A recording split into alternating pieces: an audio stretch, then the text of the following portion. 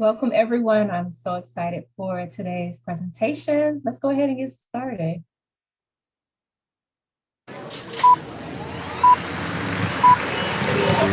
More than 5 billion people around the world continue to struggle with money and financial illiteracy. It's Madison Avenue manipulation, right? It's been going on for years and we buy into it. How bad is financial illiteracy? It's not taught in schools, so people don't know this naturally. Oh, you're right. So you grow up not knowing anything about it. You make a lot of mistakes along the way, and we're hoping to educate them and teach them how money really works so they can learn the cause and effect of all this. And it doesn't have to be generational. Exactly. No. Exactly right. Break that cycle. Once you understand the basics of financial literacy, it changes your life. The secret is financial literacy. I mean, teaching your kids how money works. I think it's really understanding how money works. Once they understand the basics of how money works, they shouldn't have to struggle for very long. Steve Siebold and Tom Matthews are the authors of How Money Works. Stop being a sucker. Money means possibility. It means opportunity. It means freedom. Things you've always wanted to do, dreams that you have. Money makes it possible.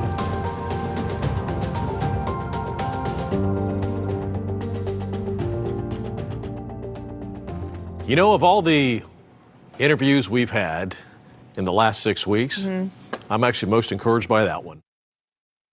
So it's great to have you here with me today. My name is Shantae Moore. I'll be your financial educator for the next half hour or so. Maybe we'll get done a little earlier. I'd like to welcome you to the How Money Works Elements educational series taught today on Zoom. And this course is based on the groundbreaking book, How Money Works, Stop Being a Sucker, now with over 500,000 copies in print. And How Money Works is the first financial education book that anyone at any age can enjoy and benefit from, literally all the way from age 10 to age 100. And speaking of the number 100, the book has now been featured on over 100 prominent TV shows, including CNBC, CBS, ABC, and Fox. The How Money Works book has also received a rare endorsement from the national nonprofit, the Heartland Institute of Financial Education, and it's been reviewed and referenced all over the internet, including the popular online financial publication Make It by CNBC. You can also follow How Money Works on Instagram at How Money Works Official, where you will receive practical tips and helpful resources. And if you have not received a copy of our book yet, just let me know when we finish and I'll make sure to get you a complimentary copy. So our class today is the third of the 5 elements titled Protection. And once you complete all 5 elements, you'll be eligible for a certificate of completion signed by the authors of the How Money Works, Stop Being a Sucker book and myself. So let's go ahead and talk about our subject today, which is protection. You know, shield your income, shield your health and your future. Why is this important? Your income creates your wealth. And this is why the second of the 7 money milestones, which is the first is having financial education. This is second in the list of the money milestones because you should be protecting your income. Let's talk about why and how. So you really need to protect yourself and your family from a possible future loss of income or savings before you chart the rest of this journey. I tell people all the time, literally, this is the first step that you need to address when it comes to improving and building a financial foundation. Why is that? Because number one, if you were to die prematurely, your family could be left without your income in addition to being left without you. Now, we don't like to talk about death, but it's a harsh reality. We do not know when and that if that time will ever come, whether it's now or later, but we have to protect against that happening. And then also your current savings, it just might not be enough to take care of your family in the event of losing you or just not having, having other issues that might arise. You might just not have enough savings. So let's talk about protection again. So when we look at protecting yourself, we really see protecting yourself, which is your income, your ability to earn income. I see that as more important than protecting your property. And as Thomas Paine put it right here, you might not be able to fully protect yourself from illness or accidents, but you can protect your income and your wealth. And ironically, that protection of your financial assets and your ability to earn income is called life insurance. Um, it's a defensive strategy that's motivated by a sense of love, responsibility, or both. So we're like life insurance. Just say, what are we talking about life insurance for? Because that's what protection is. And the one question that I receive all the time is, okay, well, how much life insurance do I need? Should I have? And the answer to that is different for every single person because it's completely based on your own individual situation. However, as a rule of thumb, I recommend you consider having life insurance coverage that's at least 10 times your annual family income. So, for example, if you earn $50,000 a year, you should consider $500,000 in coverage. And at a conservative 5% rate of return, that would replace half of your income. And for a more specific calculation of all of your family's needs, this is when you want to sit down and ask a financial professional to help you calculate it. Because working with that person, they will help you consider factors like, well, how old are you?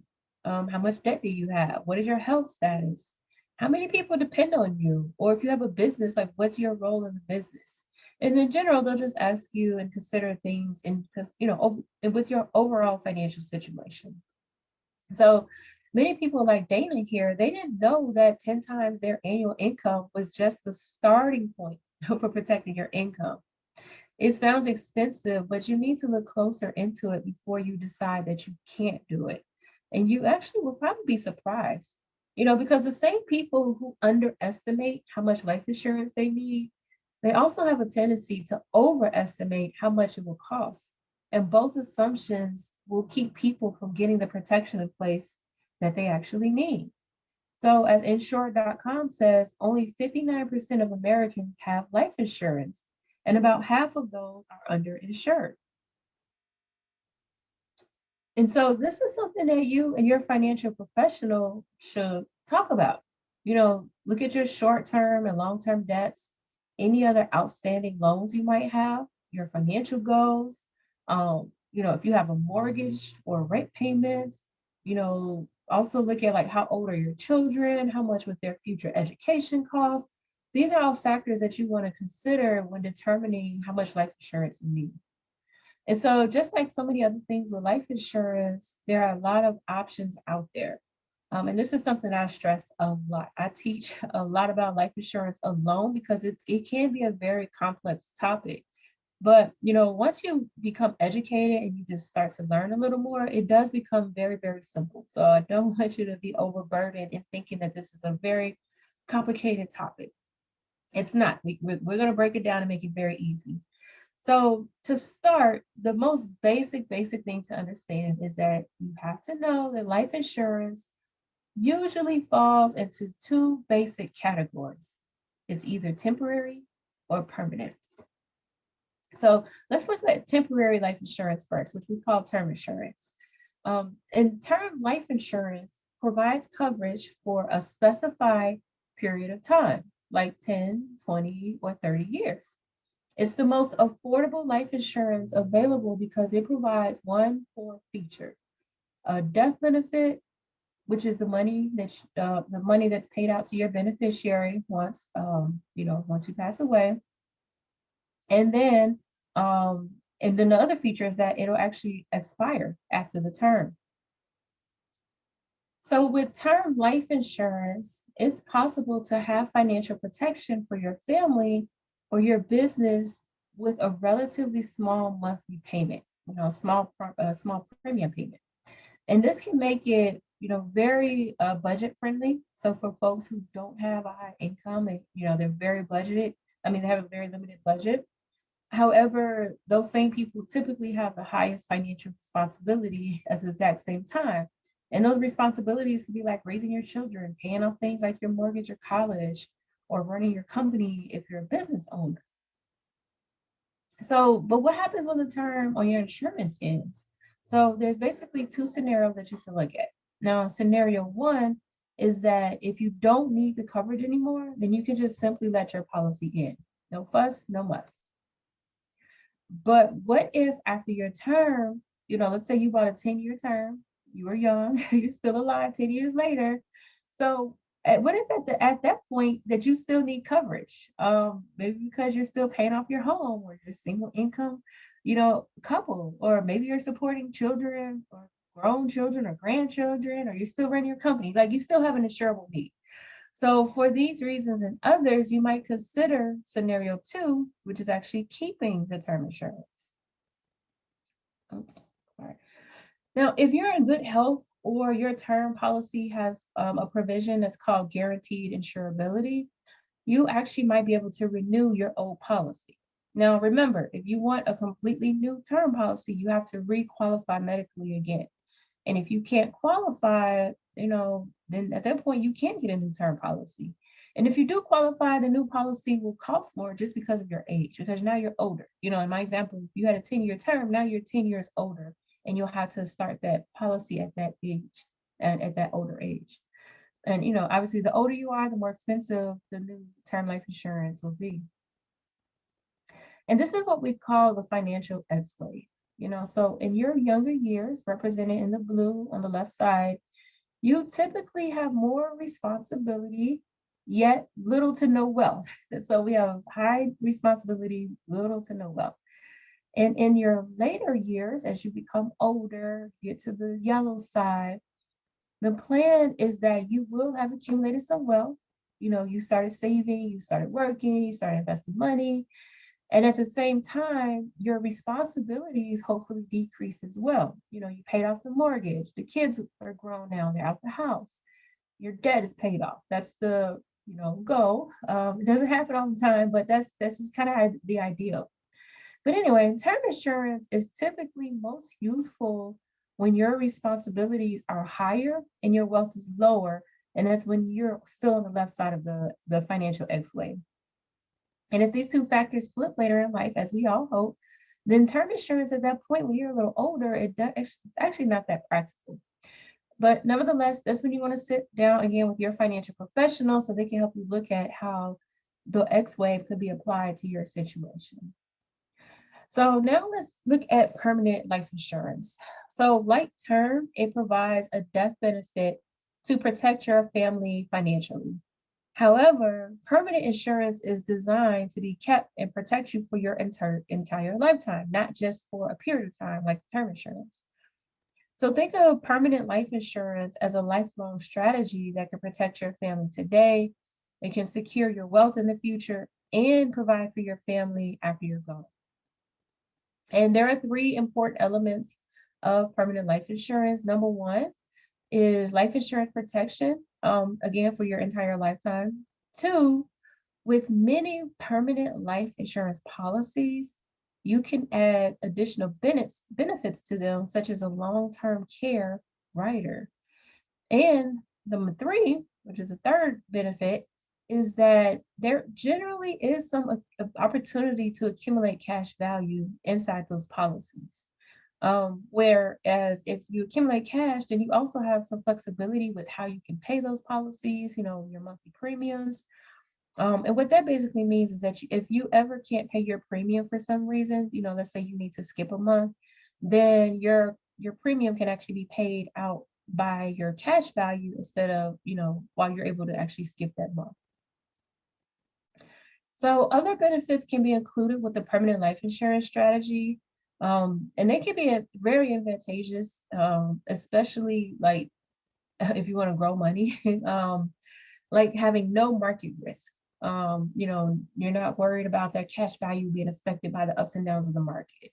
You also have the opportunity to get long-term care coverage. It's a huge need right now. We have a lot of folks who, they get sick and they can't work anymore and they need rehab and they need long-term assistance. This isn't just nursing home, matters. and there's a cost to that. I have many clients right now that are actually dealing with having long-term care issues and not having the money to pay for those things. Other advantages can be tax-free growth. So that cash value grows tax-free. And I like it because you can actually pull that money out in the future as tax-free income. And then nevertheless, because it's a life insurance policy, the death benefit that your family will receive will also be a tax-free amount, which, that's a huge legacy to leave behind.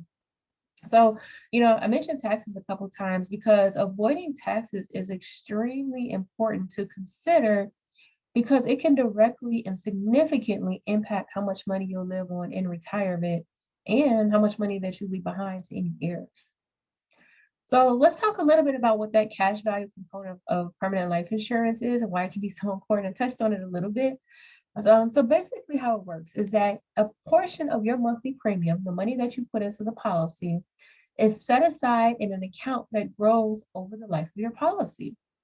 And the money in that account is what we call your cash accumulation, and that can be used to fund future purchases. So you see a few possibilities on the screen there. So in addition to no market risk and tax-free growth, income, and legacy, just like I mentioned, life insurance cash value can also be creditor proof, meaning your creditors can't come after it. So I have a lot of people that want to hide money. This is a strategy you can use if you qualify. So when you look at all of these benefits together, the advantages of the cash value is actually very, very powerful. So we saw that long-term care can be added to a permanent life insurance policy as a rider. Again, I also want to really talk about the importance of a long-term care insurance for a moment. And you might not know this, but 70% of people age 65 and over will need some type of long-term care services and support, at some point in their lifetime. So in other words, statistically speaking, you listen to this webinar, you will actually likely need it as well. But here's the thing, only 8% of people over age 55 actually have some type of long-term care coverage insurance. Now, that's a big problem that could possibly happen, and it's a very expensive problem that's, potentially waiting to happen. Long-term care insurance, it covers those out-of-pocket expenses that can really add up. It can be used to pay for qualified services like nursing home care, home health care, assisted living care, or adult daycare. Or and the one thing is you never know if or when you might need it. Like I mentioned, I have a lot of clients, not a lot, it's a handful, but this one of the spouses, very sick. They didn't, have some health challenges to where they can't work. They need pretty much all day assistance. And there's a cost for that, and this is something where they had long-term care insurance, this would actually step in and pay for that for them. And unfortunately, by the time they became my clients, they actually weren't able to qualify for it at that point. So here's the thing, if you ever needed, we're in that situation, I don't wish it on anyone, but if you ever got into that situation, the average long-term care need, if it's more than 1 year, it lasts about 3.9 years. So as you can see here, the average total cost can be super expensive if you don't have coverage by any type of policy or benefit. And that money without any long-term care coverage will really drain all of your savings that you would actually, probably wanting to use in retirement or something else in the future. I've seen this happen where people have saved, pretty significant amounts of money. They got sick, they didn't have long-term care coverage, and they're literally draining all of their savings to pay for these things. So it is a real reality. Now, you're like, okay, Shantae, I get it. Now, what can I look at if I don't want to deal with that? Well, there are a couple long-term care options that you can look at. The first is what we call a traditional standalone policy. So even if you don't have life insurance, you can go directly to an insurance company to purchase a standalone policy. Or you can opt to add a rider to your permanent life insurance policy.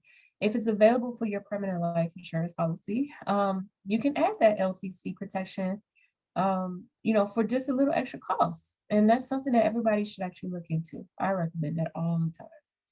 Why? Because if you go with option one and you buy a traditional standalone policy, there's some things that you need to know. Number one, the first is that the fact that the premiums, they do start low, but the insurance companies can raise the rates on them over time. And I've seen that happen. Also, you usually pay for care up front out of your own pocket, and then you get reimbursed. And that can be a challenge for some people. You might not have the money to pay for things out of pocket and then wait for the reimbursement, especially during difficult times like what we live in right now. And another thing to keep in mind with the standalone option is that you could spend thousands on, premiums paying into the policy and get nothing back in return. Because although there is a 70% chance that you'll need long-term care, there's still also a 30% chance that you won't need it at all. I hope that you fall into that 30% bucket.